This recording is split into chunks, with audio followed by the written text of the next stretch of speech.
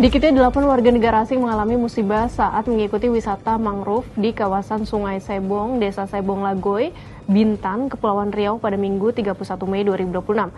Sebelumnya, 2 wisatawan asal Austria juga mengalami kecelakaan di atas jembatan menuju objek wisata air terjun Cunca Wulang di Nusa Tenggara Timur Minggu 24 Mei 2026. Rangkaian peristiwa ini menyoroti satu hal yang kerap luput dari perhatian, yakni seberapa siap sebenarnya destinasi wisata di Indonesia dalam menjamin keselamatan pengunjungnya, terutama di lokasi wisata alam yang dikelola oleh masyarakat lokal yang seringkali berkembang lebih cepat dibanding kesiapan infrastruktur dan sistem keamanannya.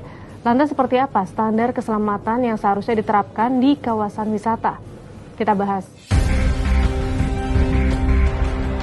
Kasus jebolnya jembatan gantung yang menewaskan 2 wisatawan asing di destinasi pariwisata super prioritas Labuan Bajo, Kabupaten Manggarai Barat, Nusa Tenggara Timur, diduga kuat disebabkan oleh kelalaian pengelola.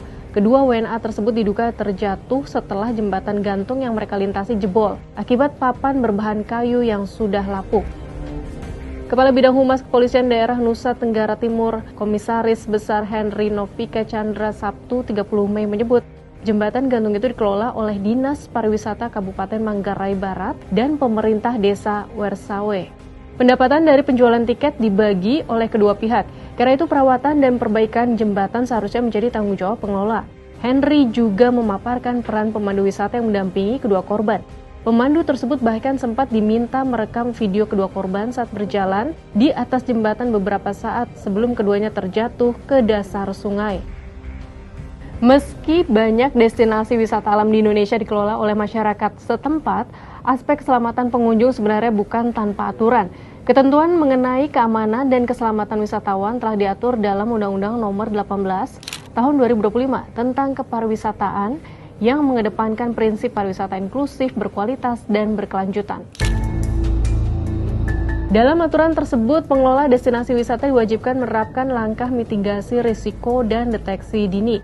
Pengelola wajib memantau kondisi cuaca ekstrim serta melengkapi kawasan wisata dengan jalur evakuasi dan sistem peringatan dini. Selain itu, untuk wisata minat khusus atau berisiko tinggi, wisatawan domestik maupun mancanegara sangat dianjurkan bahkan dalam kondisi tertentu diwajibkan menggunakan pemandu lokal tersertifikasi yang memahami medan dan karakteristik lokasi wisata. Pengelola juga wajib menyediakan sarana keselamatan dasar seperti jaket pelampung untuk wisata air, pagar atau pembatas pengaman di area tebing dan jurang, serta pos pertolongan pertama atau P3K. Terakhir, pengelola wajib memasang rambu-rambu peringatan dan larangan yang jelas dalam bahasa Indonesia dan bahasa Inggris, termasuk informasi mengenai batas zona aman dan potensi bahaya di lokasi wisata.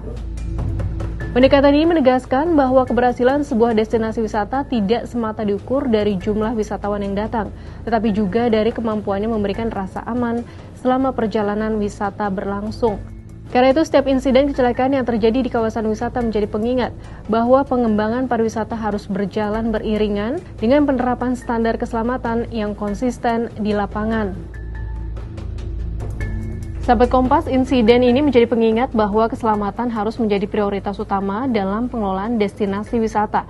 Infrastruktur yang layak, pengawasan rutin, dan kepatuhan terhadap standar keselamatan tidak boleh dikompromikan demi alasan apapun. Jika standar keselamatan masih diabaikan, maka yang dipertaruhkan bukan hanya nyawa manusia, tetapi juga reputasi pariwisata Indonesia di mata dunia.